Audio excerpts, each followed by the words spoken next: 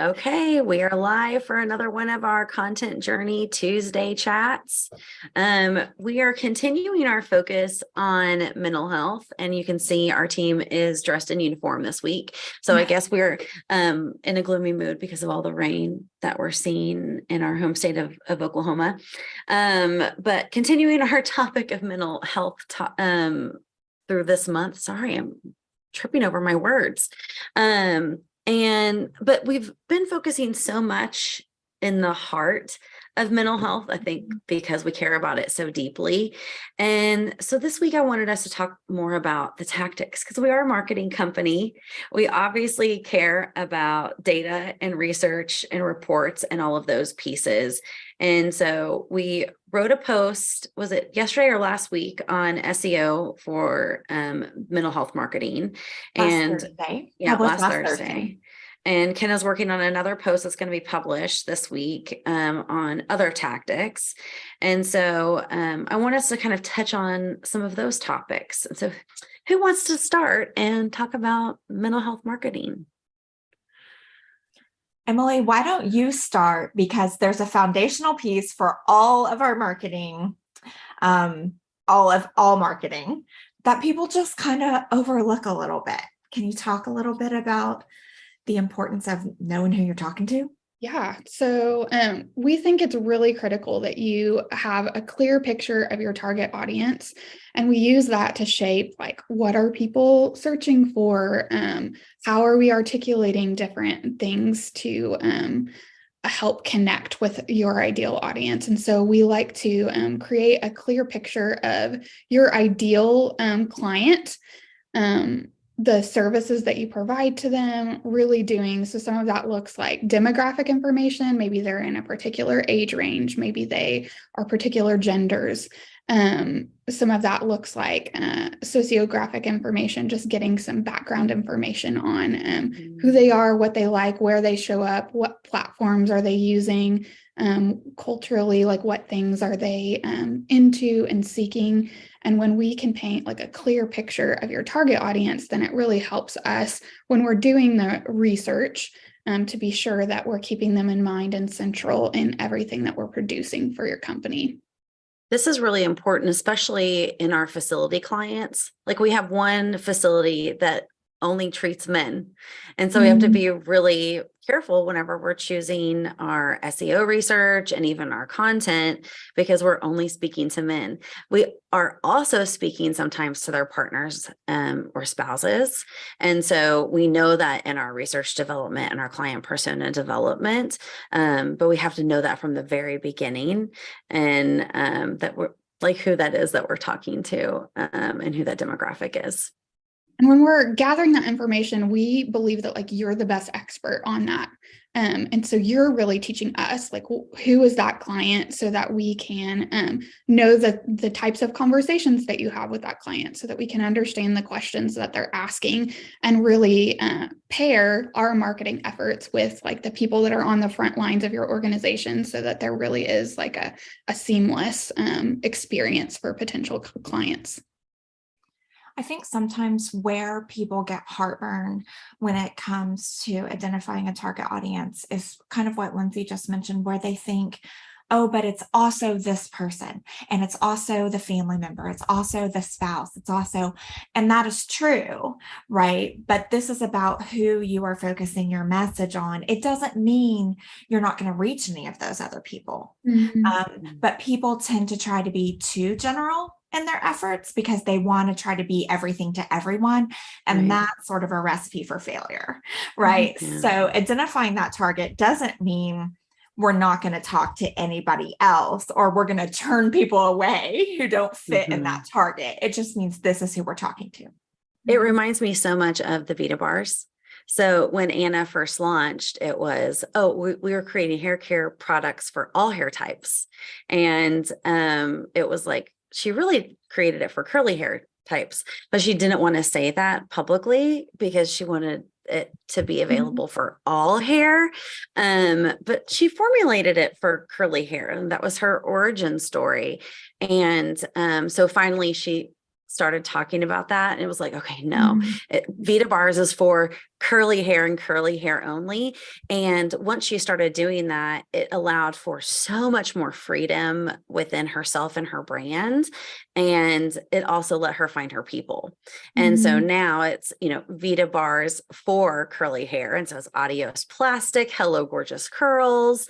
And then everyone that she talks to knows, oh, okay, this is for me. And now she also gets to say, well, also sometimes it works on all hair types, in a one-on-one situation. But because of that, it's opened up our marketing. And so for our mental health clients, it's the exact same concept, where when you do get to speak directly to your client, they get to be seen in your words. They get to be seen in those marketing materials, and they get to feel heard. And so it brings them to you. Yeah, I love that. So Lindsay, I found out today, not to put a She's a timeline journalist, so after all. not to put a timeline on when I was doing this writing, but I found out today that in 2020, which I consider relatively old data, there were 13,000 mental health treatment centers in the US alone in 2020. What do I do if I have one of these treatment centers? How do I stand apart from the other 10,000 that offer the exact same services that I offer? Yeah, I don't think they all do offer the exact same services. So there are recovery centers for, drug and alcohol treatment. Some of them are only for drugs and certain types of drugs or substances. Some are only for alcohol. Some offer detox, which really needs medical supervision for those critical days or hours whenever people are absent from the substance they've been using. Some don't offer that because of the type of care that it needs. Others are for mental health. And some of those depending on the acuteness of that, right? So is it someone who's had like suicidal thoughts or ideation or something like that? And so that level of care looks very different too. And someone who has a grief treatment, right? But isn't having suicidal ideation or thoughts.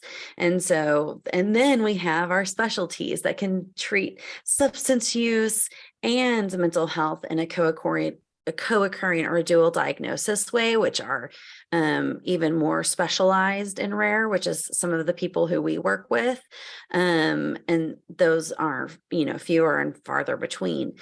And so it's speaking about all of those specialties as really how you stand apart, and explaining that, because you have to, once you start kind of Googling around, you learn so much more about all of those different facets. And you're like, oh, okay, I just thought I was looking for a recovery center. And then you're like, well, okay, they're not going to help my loved one with a cocaine addiction. Oh, okay. This is one is using a substance use disorder, but they're not going to detox, and it's alcohol. And so they have to have a detox because they've been using that substance for 15 years every day. And so it's easier to stand apart than we think, even though, yeah. And we need 13,000 facilities, don't we? We do. I asked you a trick question, so I apologize for that. Yeah.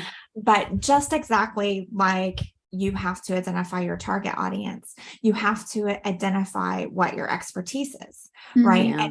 And it might not even be totally intentional. Like certainly there are some that are like, we treat men with alcohol addiction who want to heal in a Christian environment. I mean, there are some that are super niche like that. But then there are others that the treatment center just maybe kind of accidentally became known for a certain kind of treatment that they're really, really good at.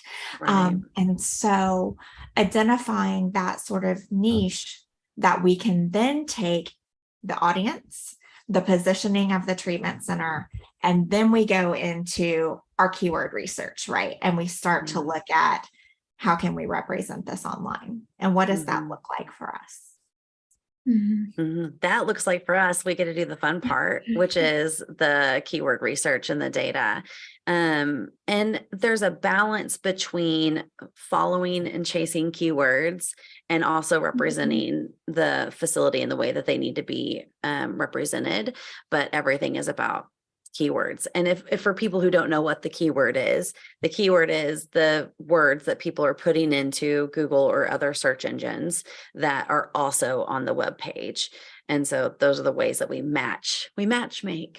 So that those searchers find our clients together.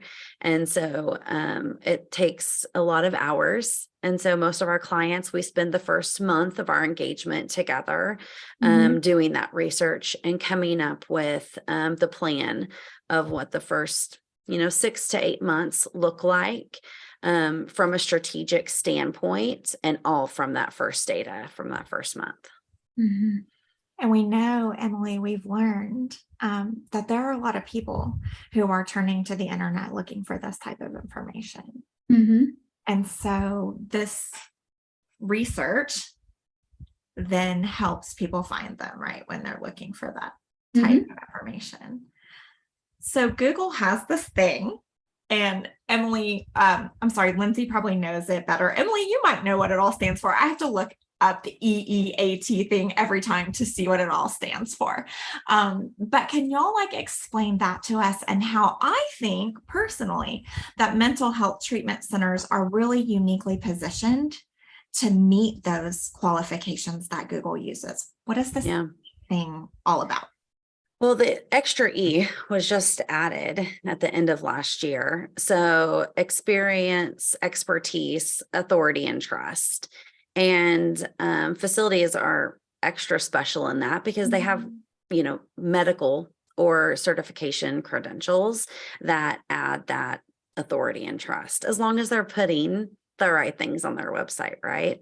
And I'll let Emily, say more things in here because I've talked too much, but that's the first part of it, right? So why do I need to know about this EAT thing, Emily, as a marketer of mental health? So as we're taking your keyword content and creating content, whether it's blog content for your site, or we're improving just your service pages and site content, some of the things we're looking to do is to increase your EAT score. So your experience, your expertise, your authority, and your trust, by adding different elements that support that to the Google robots. And so some of that may look like adding in certifications that may not be on your page, right? To show that you hold an expertise and an authority in certain domains. It could look like highlighting customer reviews on your web page to say, we are a brand that customers trust. It could look like writing in-depth blog content, right? To say, we have a quality answer to the question that you're searching for, and we're going to showcase our expertise by providing you a robust answer to that question. And so when the Google robots see all of your EEAT, then they bump your site higher in the search so that you're able to connect with more clients. And we know that those top 3 search results get the most traffic, but the first page is really pretty critical, right? Because people don't usually go beyond that first page. Right. And that's why so many people in this space pay for ad space. Those ads are incredibly expensive in the mental health space. And I think can be really important for our mental health clients and our facility clients. But that's also why we encourage them to invest in SEO and organic search, is because when done right, we're not going to lose that. Ads, when they don't work, and we're just burning money. But when we're investing in organic, we can own that property instead of renting the property.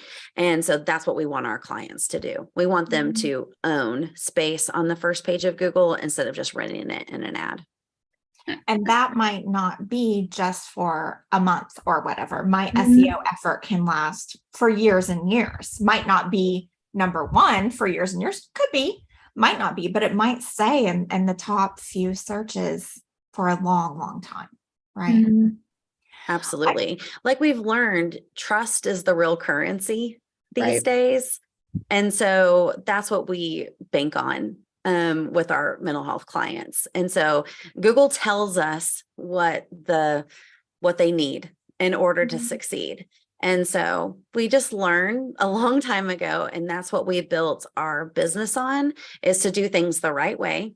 And when we do things the right way, we listen to the rules, we get to succeed for our clients. And Mhm. so that's what we do. We follow the playbook, we do it the right way, we get to own the space on the first page, and our mental health clients win.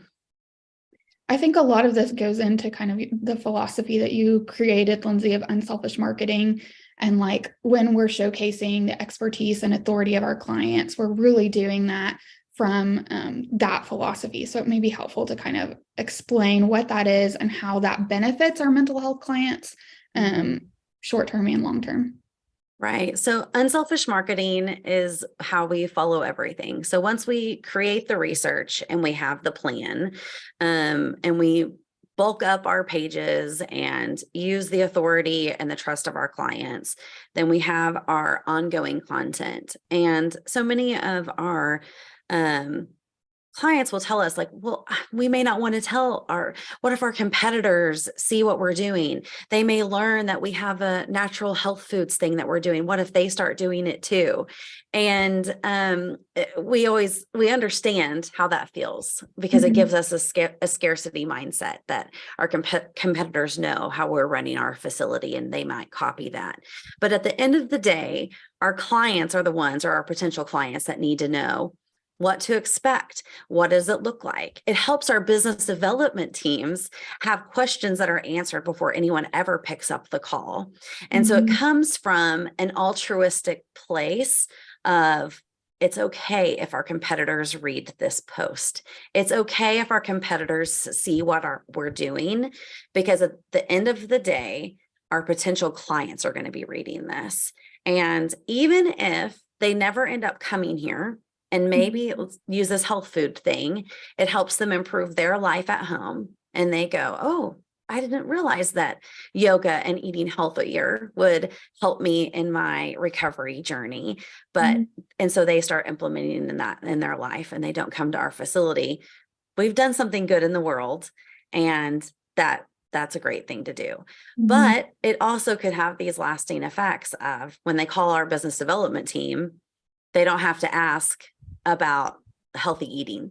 They already know more about that program. And so they ask fewer questions. They're further in the sales process than they would have been otherwise.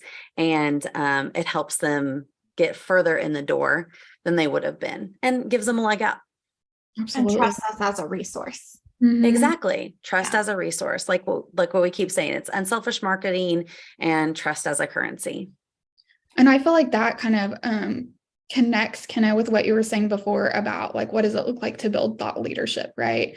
That like the more we're doing unselfish marketing and kind of building trust, the more like you do become a leader in your industry and have like unique ideas. Do you want to expand more on what that looks like for our clients? Well, I think that mental health centers are uniquely positioned for thought leadership because you have, a whole clinic full of experts.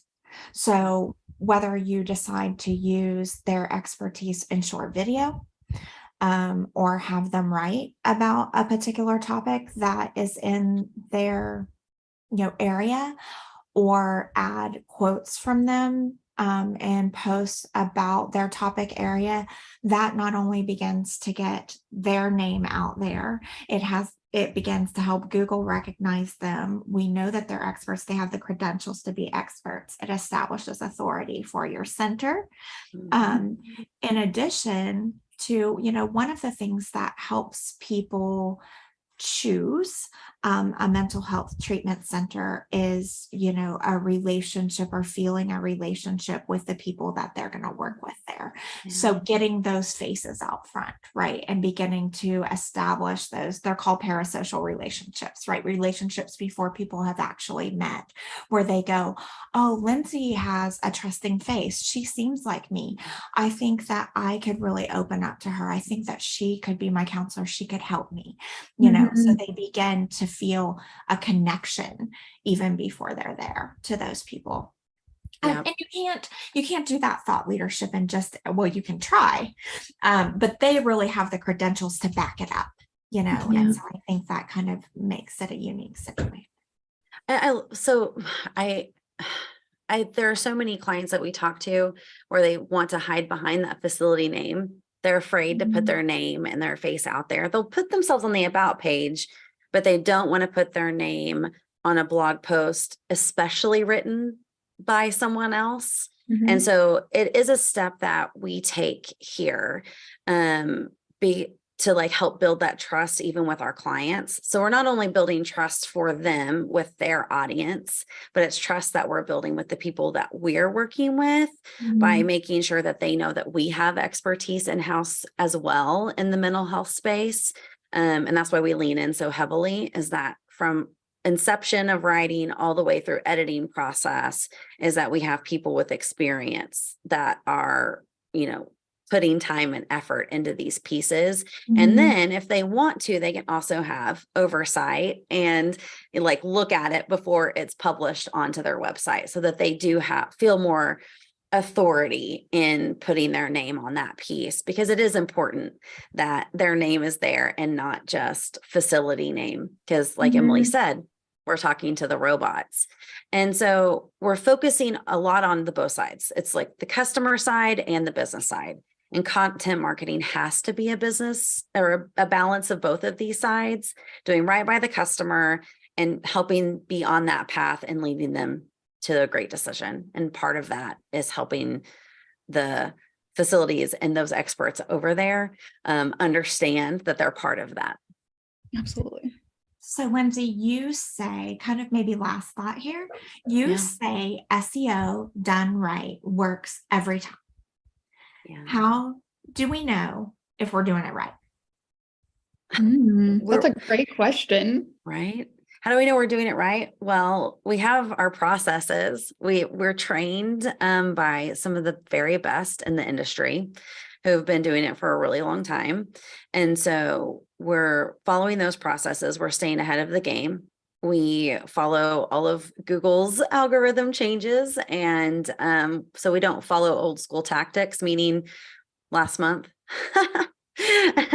And right. And we don't do anything that's black hat or gray hat, meaning we're not tricking the system. We're doing things the way that they need to be done. And then we know that they're done right. So for example, we have a client who's no longer with us anymore. And we have this case study that maybe by the time some people are even watching this, are showing that their analytics and their traffic is still going up.